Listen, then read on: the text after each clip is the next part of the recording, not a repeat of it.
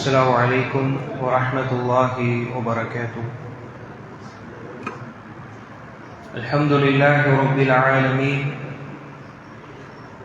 الصلاة والسلام على سيد المرسلين وعلى آله وصحبه أجمعين. اللهم صل على محمد وعلى آل محمد كما صليت على إبراهيم وعلى آل إبراهيم إنك حميد مجيد.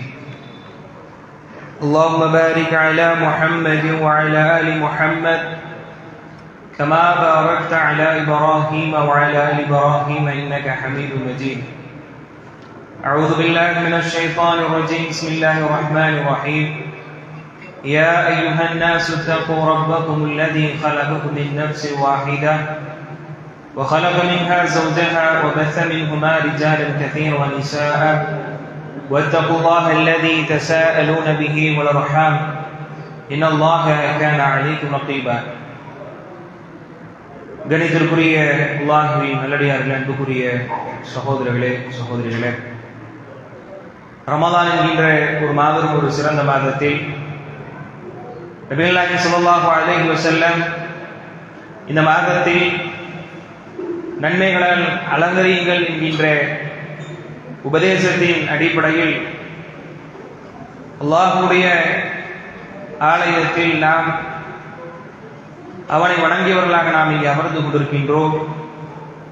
இந்த இபாதத்தை அல்லாஹ் ரப்பல் ஏற்றுக்கொண்டு முன் சென்ற பாவங்கள் எல்லாம் நமக்கு மன்னிக்கப்படக்கூடிய ஒரு வாய்ப்பாக இந்த தருணம் இருக்க வேண்டும் என்ற ஒரு பிரார்த்தனையோடு இந்த உபதேசத்தை ஆரம்பம் செய்கின்றேன். அன்புக்குரிய சகோதர சகோதரிகளே, நாம் இன்றைக்கு பார்க்க இருக்கக்கூடிய தலைப்பு என்னவென்றால் கண்ணாடியாய் இருங்கள். நம்ம பார்க்க போற தலைப்பு என்னவென்றால் கண்ணாடியாய் இருங்கள். அன்புக்குரிய சகோதரர்களே, ரசூல் ஸல்லல்லாஹு அலைஹி வஸல்லம் சொல்றாங்க, இந்த வாசகத்தை அல் முஃமினு மிர்ஆத்துல் முஃமின், ஒரு இறை நம்பிக்கையாளன் மற்றொரு இறை நம்பிக்கையாளனுக்கு கண்ணாடியை போன்றவன். ஒரு முஸ்லிம் எப்பொழுதும் கண்ணாடியை போன்று இருக்க வேண்டும் என்பதுதான் நம்முடைய தலைப்பாக இருந்து கொண்டிருக்கின்றது. அன்பார்ந்த சகோதர சகோதரிகளே, இந்த மார்க்கத்தை பெற்றிருக்கக்கூடிய நாம், நமக்கு இஸ்லாமிய மார்க்கம் பல்வேறு பண்புகளை நமக்கு சொல்லித் தருகின்றது. கொள்கை இல்லாத மக்களை போன்று பண்பற்றவர்களாக நாம் இருந்துவிடக்கூடாது. நமக்கு என தனித்துவ பண்புகளால் சிறப்பிக்கக்கூடியதாக இந்த இஸ்லாமிய மார்க்கம் இருந்து கொண்டிருக்கின்றது.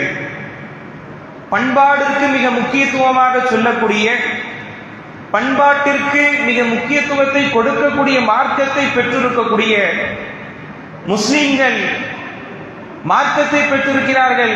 ஆனால் அவரிடத்தில் பண்பாடு இருக்கின்றதா என்று பார்த்தால் இல்லாத ஒரு சூழ்நிலை. பிற மக்களுக்கு வேண்டுமானால் அந்த பண்புகளை அவர்கள் பின்பற்றுவதும் பின்பற்றாமல் போவதும் இந்த உலக காரியங்கள் தான் அவங்களுக்கு. ஆனால் ஒரு முஸ்லிம் பொறுத்தளவில் பண்புகளை அவன் உள்ளடக்கி உலகத்தில் வாழும் பொழுது ரசூலுல்லாஹி ஸல்லல்லாஹு அலைஹி வஸல்லம் சொல்லி அடிப்படையில் வாழ்ந்ததின் காரணமாக நன்மையை பெறக்கூடியவர்களாக இருக்கிறார்கள்.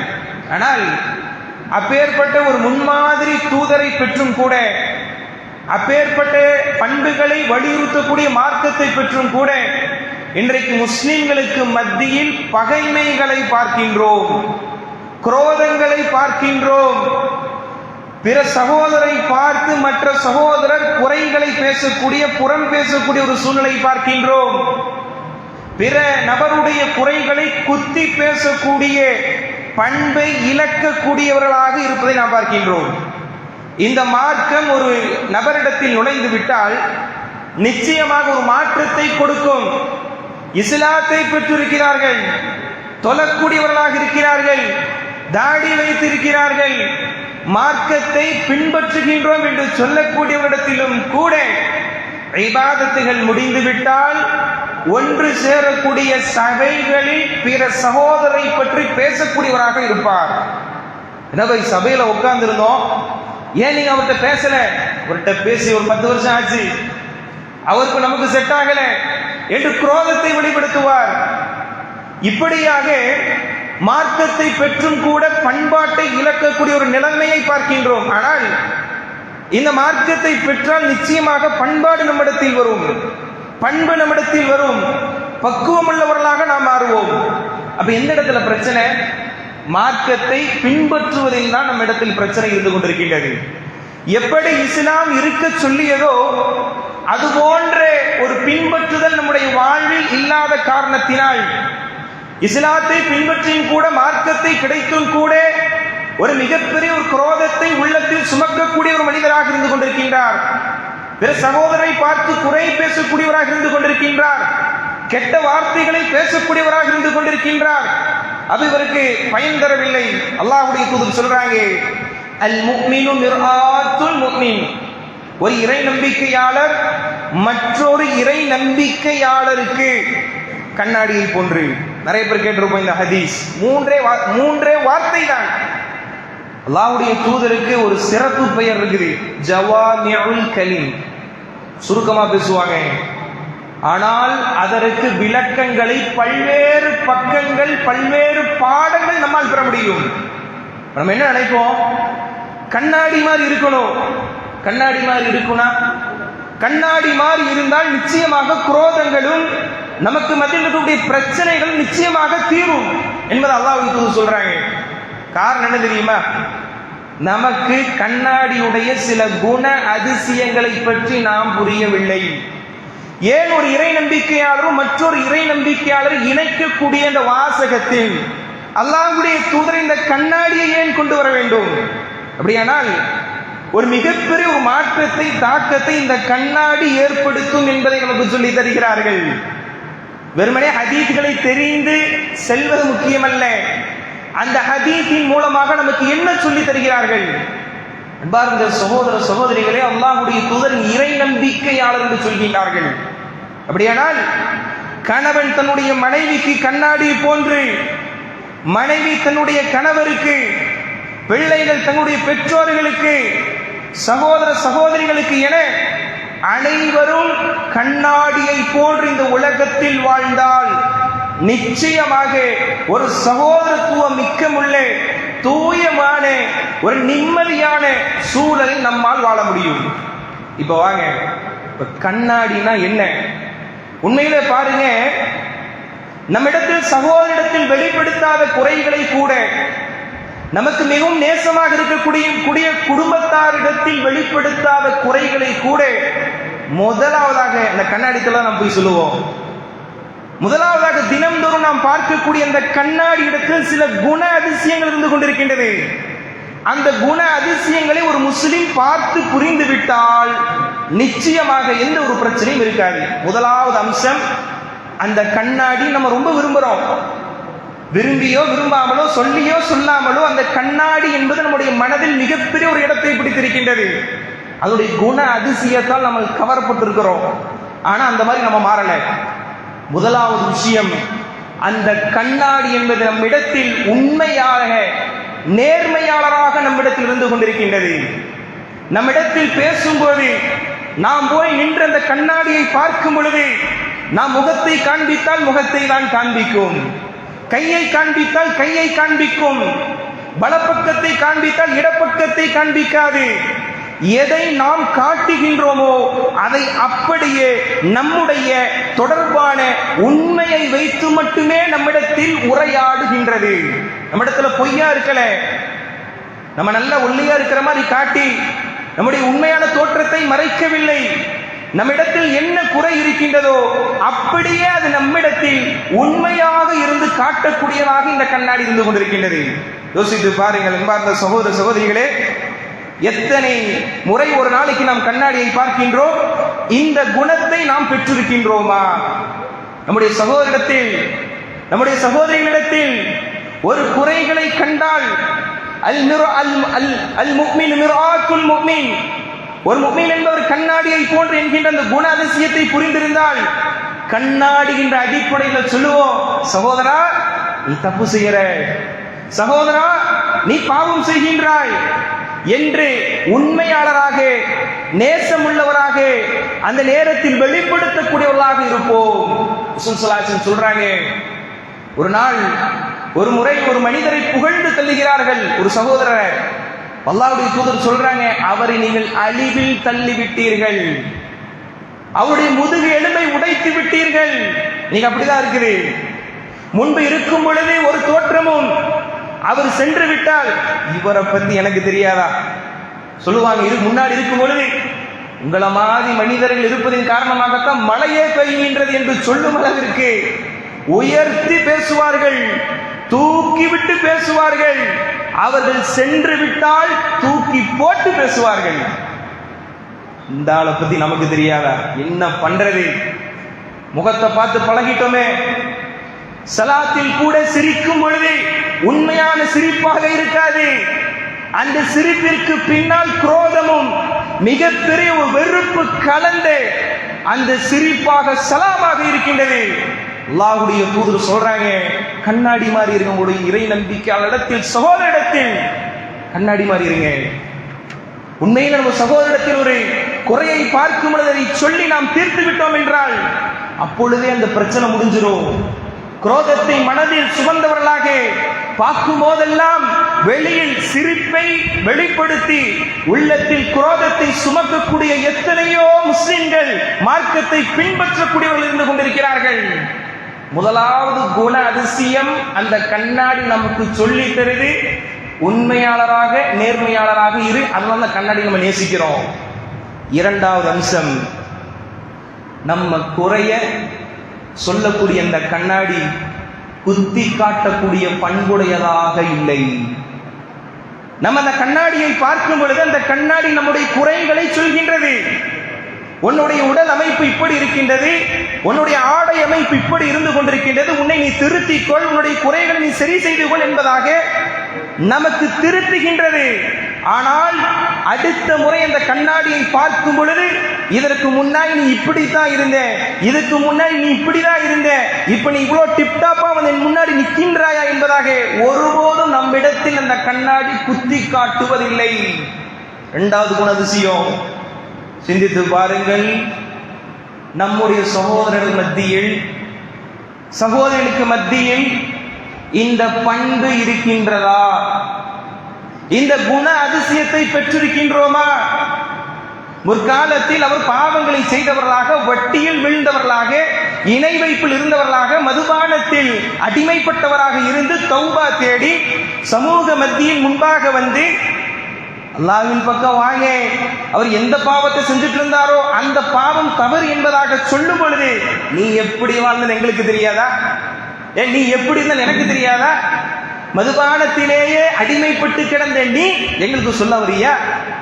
பர்தாவே அணியாமல் ஊர் ஊராக எத்தனையோ திருமணங்களுக்கு சென்ற நீ எனக்கு பர்தாவை பற்றி சொல்லித் தரையா என்பதாக அந்த நேரத்தில் குத்தி காட்டக்கூடிய மக்களை நாம் பார்க்கின்றோம். ஆனால் அந்த கண்ணாடி என்பது ஒருபோதும் நம்மிடத்தில் ஒரு குறைகளை நம்ம இடத்தில் சொல்லிவிட்டால் அதை திருத்தியதற்கு பிறகு, மாற்றம் அடைந்ததற்கு பிறகு ஒருபோதும் நம்மிடத்தில் குத்தி காட்டுவதில்லை.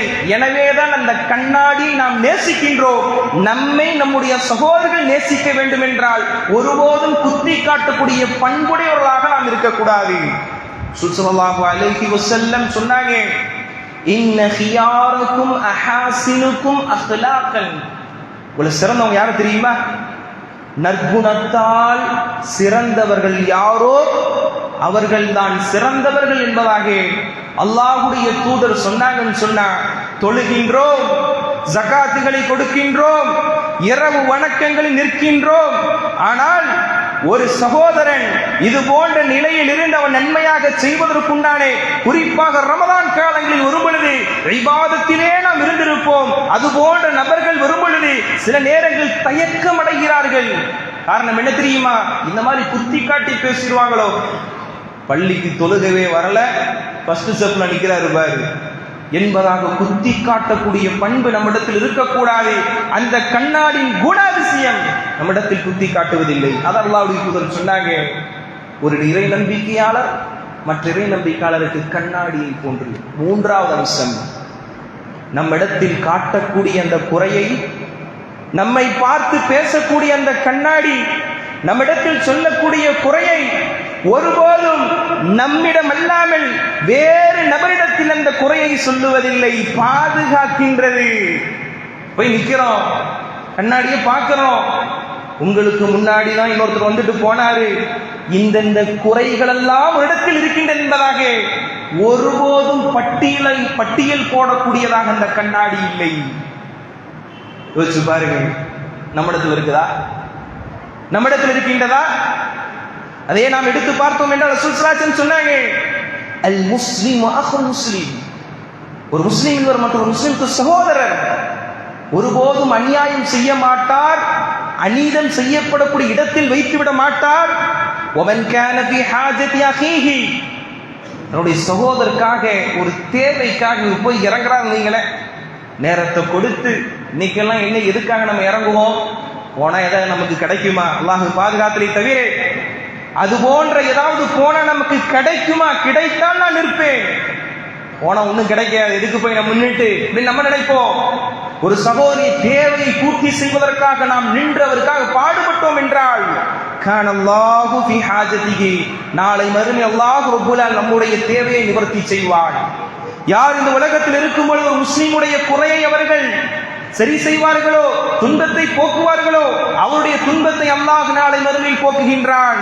சொல்லிட்டு சொல்றாங்க, வமன் சதர முஸ்லிமன் சதரஹு அல்லாஹு யௌமல் கியாமா, இந்த உலகத்தில் வாழும் பொழுது ஒரு சகோதரனுடைய குறை ஏற்பட்டிருக்கும், அந்த குறையை அவர் தௌபா செய்திருப்பார், அந்த குறை அவருக்கும் அல்லாஹ்விற்கும் இருக்கும், இந்த மனிதருக்கு தெரிந்திருக்கும். அந்த குறையை தெரிந்ததற்கு பிறகு அவருடைய கண்ணியத்தை காப்பாற்றுகின்ற அடிப்படையில் யாரிடத்திலும் வெளிப்படுத்தாமல் அவர் மறைத்து வைத்திருப்பார் என்றால் நிச்சயமாக அல்லாஹ் ரப்பல் ஆலமீன் நாளை மறுமையில் அப்பேற்பட்ட அந்த மனிதனுக்கு அவருடைய குறையை மன்னிப்பான், மறைப்பான் என்பதாக அல்லாஹ்வுடைய தூதர் சொன்னாங்க. இந்த ஹதீஸ் மாதம் ஒரு சிறந்த ஹதீஸ். ஆனால் நம்முடைய குறை பிற மக்கள் தெரிந்து விட்டால், பிற நபர்கள் பேசிவிட்டால் வரக்கூடிய ரோஷங்களும் கோபங்களும் வரக்கூடிய அவமானங்களும் பிற சகோதரனுடைய குறைகள் பரவும் பொழுது அது போன்ற நிலைக்கு நமக்கு வருதா? உண்மையில் நாம் கண்ணாடியாக நம்முடைய சகோதரர்களுக்கு இருந்தோம் என்றால், நம்முடைய சகோதரர்களுக்கு கண்ணாடியனாக இருந்தோம் என்றால், அந்த கண்ணாடி குறையை அவரிடத்தில் மட்டும்தான் சமர்ப்பிக்கும். அந்த குறையை பிற நபர்களுக்கு ஒருபோதும் சொல்லக்கூடிய குண அதிசயத்தை கொண்டதல்ல. ஆனால் இபாதத்து செய்கின்றோம், குறைகளை பேசாமல் நாட்கள் கடக்காது. இன்றைக்கெல்லாம் அல்லாஹ் பாதுகாத்தலை தவிர 4 நபர்கள் கூடி கலைந்து விட்டால் செய்த அமல்கள் எல்லாம் கேள்விக்குறியாகி விடுமோ என்கின்ற நிலைமைக்கு தான் இன்றைக்கு இருந்து கொண்டிருக்கின்றது. மார்க்கத்தை பேசக்கூடியவர்களாக இருந்தாலும் சரி, மார்க்கத்தோடு பிடிப்பாக வகுப்புகளில் கலந்து கொண்டு மார்க்கத்தை படிக்கக்கூடிய மக்களாக இருந்தாலும் சரி, விதி விலக்கல்ல என்று சொல்லக்கூடிய அளவிற்கு தான் பிற சகோதரருடைய குறைகளை பேசி நேரங்களை போக்கக்கூடிய ஒரு காலச்சூழல் இருந்து கொண்டிருக்கின்றோம். ஆனால் அல்லாஹ்வுடைய தூதர் ஸல்லல்லாஹு அலைஹி வஸல்லம் உடைய சகோதரருடைய குறைகளை மறையுங்கள். அந்த சகோதரருடைய குறை ஒரு சமூகத்திற்கே கேடு தரும் என்றால் அப்ப நம்ம வெளிப்படுத்தலாம். எப்படி? ஒரு பிதஅத்திற்கும் வழிகேட்டான விஷயத்திற்கும் ஒருத்தர் அழைக்கிறார், வழிகேட்டான பாதைக்கு அழைக்கின்றார். நமக்கு தெரியுது இவர் கூட இந்த நபர் சேர்ந்தால் ஒன்னா ஏமாத்துவாரு, வழிகேட்டு கொண்டு போயிடுவாருன்னு சொன்னா அப்ப சொல்லலாம். ஆனா அப்பேற்பட்ட குறைகளை வெளிப்படுத்தக்கூடிய எந்த ஒரு சூழலும் நம்ம அது போன்ற விஷயத்திற்கு நம்முடைய நாவை பயன்படுத்துவது கிடையாது. அது போன்ற விஷயத்திற்கு அப்படி நம்ம செஞ்சோம்னு சொன்னா தீமையை தடுப்பதற்கு உண்டான நிலையை நாம் வருவோம், அதுக்கு நம்ம நிற்கிறது கிடையாது. ஆனால் அல்லாஹ் பாதுகாத்தலை தவிர சாதாரண அவருக்கும் அல்லாஹ்விற்கும் இருக்கக்கூடிய அந்த ஒரு பாவம் செய்து ஒரு குறை வந்துருச்சுன்னு சொன்னா வெளிப்படுத்தக்கூடிய சூழலை பார்க்கின்றோம். 4வது அம்சம், நம்மிடத்தில் குறைகள் இருக்கும் பொழுது அந்த குறைகளை நாம் திருத்துவோம். அந்த கண்ணாடி நமக்கு எடுத்து சொல்கின்றது. சொல்லிய கண்ணாடி ஒரு நாளும் நம்மிடத்தில் பெருமை அடித்தது கிடையாது. நமக்கு பாடம் எடுத்த அந்த கண்ணாடி, நாம் அவ்வளவு படித்திருந்தும் கூட நமக்கு ஒழுக்கத்தை சொல்லிக் கொடுத்து நம்மை சீராக வைத்த அந்த கண்ணாடி ஒரு நாளும் உன்னை நான் தான் சீர்படுத்திய என்கின்ற பெருமைக்கு செல்லக்கூடியதாக அந்த கண்ணாடி இல்லை. நல் பாருங்கள் சகோதரர்களே, ஒரு நபருக்கு ஒரு நன்மையை கற்றுக் கொடுத்து விட்டால், ஒரு நபருக்கு ஒரு நேர்வழியை கொடுத்து விட்டால், சரியான பாதையை நம்ம சொல்லி கொடுத்துட்டோம்னு சொன்னா அடுத்த கணம் அவர்களுக்கு எதுவுமே தெரியாம இருந்துச்சு, நம்ம தான் சொல்லி கொடுத்தோம். நாம மட்டும் இல்லைன்னு சொன்னா ஒண்ணுமே அவருக்கு தெரிஞ்சிருக்காரு. திக்ரு கூட எப்படி செய்யணும் அவருக்கு தெரியல. நான் தாங்க சொல்லி கொடுத்தேன். அழகா பாங்கு சொல்றாரு, ரொம்ப சூப்பரா பணிகள் செய்யறாரு, நான் தான் எல்லாம் சொல்லி கொடுத்தேன் என்று அவருடைய முன்னிலையிலிருந்து முன்னால் இருந்த குறையை வெளிப்படுத்தி அவரை தாழ்த்தி இவரை பெருமைப்படுத்தி முன்னிலைப்படுத்தக்கூடிய நிலையை பார்க்கிறோம். அல்லாஹ் ரப்பல் ஆலமீன் சொல்லி காண்பிக்கின்றான், வலா துஸஇர் கத்தக லின்னாஸ், உங்களுடைய முகங்களை பெருமையினால் திருப்பாதீங்க. வலா தம்ஷி ஃபில் அர்தி மர்ஹா, பெருமையோடு இந்த உலகத்தில் நடக்காதீர்கள். நிச்சயமாக பெருமை அடிப்பவர்களை, பெருமை பேசி நன்மை செய்வது மட்டும் முக்கியமல்ல, அந்த நன்மை பாதுகாக்க வேண்டும். மற்றொரு வசனத்தை அல்லாஹ் சொல்லுவான், பிற மக்கள் பார்க்க வேண்டும் என்பதற்காக கொடுக்கக்கூடிய செல்வங்கள் ஒன்றுமில்லாமல் போகும். செல்வங்கள் கொடுப்பது மட்டும் மார்க்கம் எதிர்பார்க்கவில்லை. செல்வத்தை கொடுத்து விட்டால், இபாதத்துகளை செய்து விட்டால், ஒரு மனிதனுக்கு நன்மையை நாடி ஒரு நேர்வழியை சொல்லிக் கொடுத்து விட்டால் அதோடு உடைய நன்மை முழுமையாக ஏற்றுக்கொள்ளப்பட்டு விட்டது என்பதாக உறுதி செய்துவிடக்கூடாது. அதை அழிப்பதற்குண்டான மற்ற காரணங்களும் இருந்து கொண்டிருக்கின்றது. நான் தாங்க எல்லாமே, நம்ம தான் எல்லாமே எழுப்பணும், நம்ம தான் கொடுத்தோம், அல்லாஹ் பாதுகாக்க வேண்டும். அது போன்ற பல்வேறு அமல்களை செய்தும் அல்லாஹ்விற்காக மறைத்து தன்னை பிற மக்களிடத்தில் அறிமுகத்தை வேண்டாதவர்கள் எத்தனையோ நபர்கள் இருக்கிறார்கள். அல்லாஹ்வுக்கு நிச்சயமாக மாபெரும் கூலியை தருவான். ஒரு சின்ன அமலை செய்தாலும் காட்டி கொடுத்தாலும் அல்லாஹ்விடத்தில் தான் நாம் அந்த கூலி எதிர்பார்க்க வேண்டுமே தவிர ஒரு சகோதரனுடைய அவனை வைத்து மட்டம் தாழ்த்தி மட்டம் தட்டி பெருமை அடிக்கக்கூடியவராக இருக்கக்கூடாது. அதே மாதிரி அந்த கண்ணாடி அவதூறு கூறக்கூடியதாக இல்லை. நம்மகிட்ட என்ன குறை இருக்குதோ அதான் சொல்லுங்க. நம்மிடத்தில் என்ன குறை இருக்கின்றதோ அதைத்தான் அதை சொல்கின்றதே தவிர அதிகப்படியான விஷயங்களை இல்லாததை அதை காட்டக்கூடியதாக இல்லை. எனவேதான் கூட இருக்கக்கூடிய சகோதரர்களை விட, கூட இருக்கக்கூடிய நபர்களை விட, இவங்க சொல்றதை விட நம்மளே நேரடியாக அந்த கண்ணாடியில் பார்த்துவிடும் என்கின்ற நம்பிக்கை தன்மை இதன் மீது அதிகமாக வைக்கின்றோம். அவதூறு கூடக்கூடியதாக இல்லை. யார் இந்த உலகத்தில் வாழும் பொழுது இல்லாத ஒரு விஷயத்தை இந்த சபையில நின்றுப்பாரு. ஒரு சகோதரர் ஒரு பாவமான ஒரு காரியத்தை நடக்கக்கூடிய இடத்தில் அவர் செஞ்சிருக்க மாட்டாரு.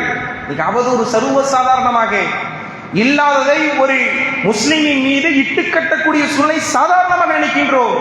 பேச்சு வழக்கல அவர் நின்று கண்ணால பார்த்தேன் சொல்லுவாரு. அவரை போய் கண்டிச்சு பேசலாம், நின்னது உண்மைதான். ஆனா அது போன்ற விஷயத்தில் நம்ம ஈடுபடலையே. திருத்துவதற்காக என்னுடைய நண்பனை பார்ப்பதற்காக சென்றேன். மீண்டும் வந்து கேட்கும் போது, என்னங்க இப்படி சொன்னீங்களே? ஆமா, நின்றுட்டு இருந்தாரு, அப்போ செய்வதற்குள்ள வாய்ப்பு இருக்கா இல்லையா? நின்றுட்டு இருந்தாருல்ல, நான் இருக்குமோ நினைச்சேன், அப்படியாக்கும் நினைச்சேன் என்பதாக பல்வேறு அவதூறுகளுக்கு விடை தெரியாமல் அவர் மீது போய் பழி சுமத்தப்பட்டவுடைய கண்ணியம் குறைக்கக்கூடிய எத்தனையோ சகோதரருடைய கண்ணியம் இழக்கப்பட்டிருக்குதுன்னு சொன்னா அந்த அவதூறு குறித்தும் கேட்கப்படும் என்பதாக, இட்டுக்கட்டளை குறித்தும் கேட்கப்படும் என்பதாக அல்லாஹ் சொல்லி காண்பிக்கிறார். இறுதியாக சில அம்சங்கள்.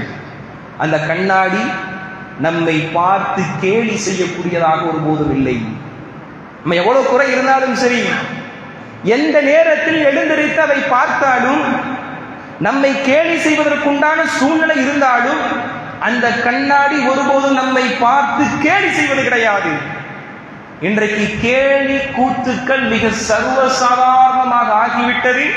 அல்லாஹ்வுடைய படைப்பில் ஒரு குறை இருந்து விட்டால் அந்த குறையோடு தான் அழைக்கக்கூடிய சூழலை இன்றைக்கு இருக்குது. அல்லாஹ் சொல்லி காண்பிக்கின்றான், ஈமான் கொண்டவர்களே, லா யஸ்ஹர் கௌமுன் மின் கௌமின், ஒரு சமூகத்தை பார்த்து இன்னொரு சமூகத்தை என்ன பண்ணாதீங்க, கேலி செய்யாதீர்கள். சில நேரங்களில் அவர்கள் அவர்களை விட சிறந்தவர்களாக இருக்கக்கூடும்.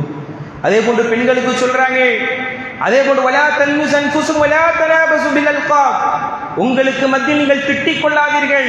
பட்ட பெயரை வைத்து, ஒரு குறிப்பிட்ட பெயரை வைத்து, அவருக்கென்ற தனித்துவமான பெயரை விட்டுவிட்டு அது போன்ற பெயரை வைத்து நீங்கள் அழைக்காதீர்கள். பிஸல் இஸ்முல் ஃபுசூக் பஅதல் ஈமான், ஈமானுக்கு பிறகு ஒரு மோசமான ஒரு பண்பாக இருந்து கொண்டிருக்கின்றது.